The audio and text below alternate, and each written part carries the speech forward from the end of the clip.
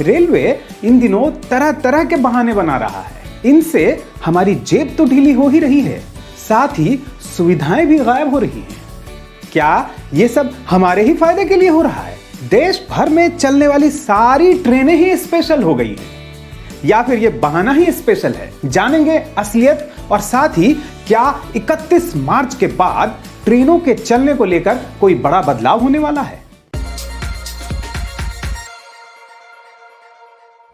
ट्रेनों के किराए बढ़ा दिए गए हैं ताकि आप अनावश्यक सफर न करें। प्लेटफॉर्म के टिकट 500% तक महंगे कर दिए गए हैं ताकि आप प्लेटफॉर्म पर पहुंचकर अनावश्यक भीड़ भाड़ न लगाएं। नेशनल लेवल पर खेलने वाले खिलाड़ियों और सीनियर सिटीजन्स को टिकट में जो तरह तरह की छूट दी जाती थी, उन्हें बंद कर दिया गया है ताकि ये घर पर बैठें और सुरक्षित रहें। लंबी दूरी की गाड़ियां तो शुरू कर दी गई हैं, लेकिन आपका सफर कितना भी लंबा हो, आप खरीद कर भी खाना नहीं खा सकते। जनरल क्लास के डब्बे तो लगा दिए गए हैं, लेकिन इनमें बिना रिजर्वेशन के बेहद सस्ते वाले टिकट नहीं बेचे जा रहे। इसी तरह एसी डब्बों में बेडरोल नहीं मिल रहा।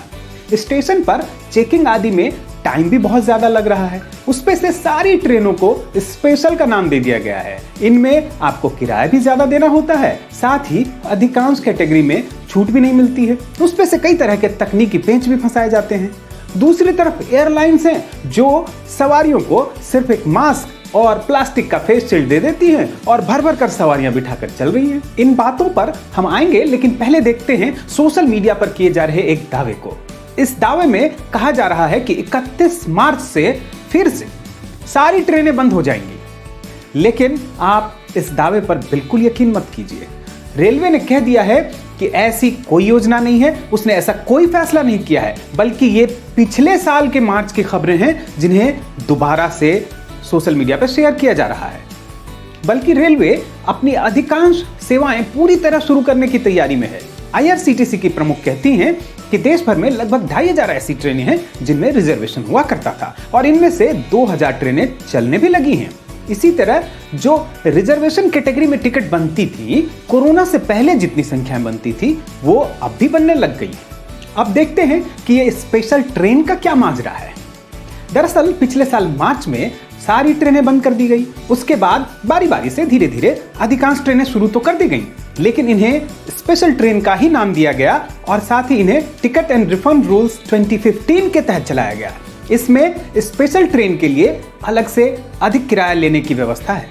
इन्हीं नियमों के तहत ट्रेनों में दी जाने वाली अधिकांश कैटेगरी की छूट भी बंद कर दी गई।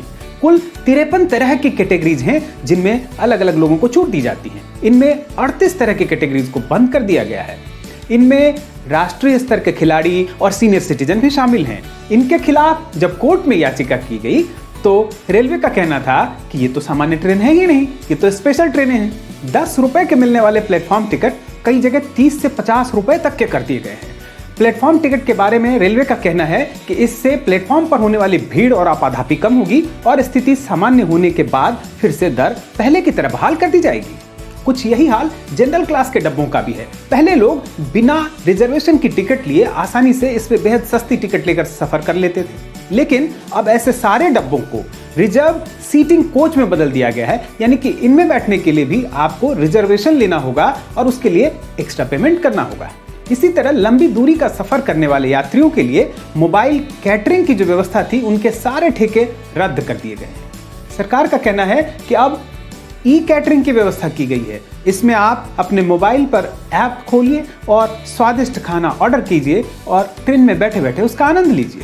ये बात सही है कि रेलवे पहले से ही घाटे में चल रहा था और कोरोना ने इसकी मुसीबतें और बढ़ा दी हैं, लेकिन सवाल ये है कि ऐसा सरकारी उपक्रम जो अधिकांश भारतीयों की जिंदगी से सीधा जुड़ा हो, उसे ऐसे आड़े वक्त में लोगों की जरूरत और सहूलियत को क्या अपनी पहली प्राथमिकता नहीं बनाना चाहिए?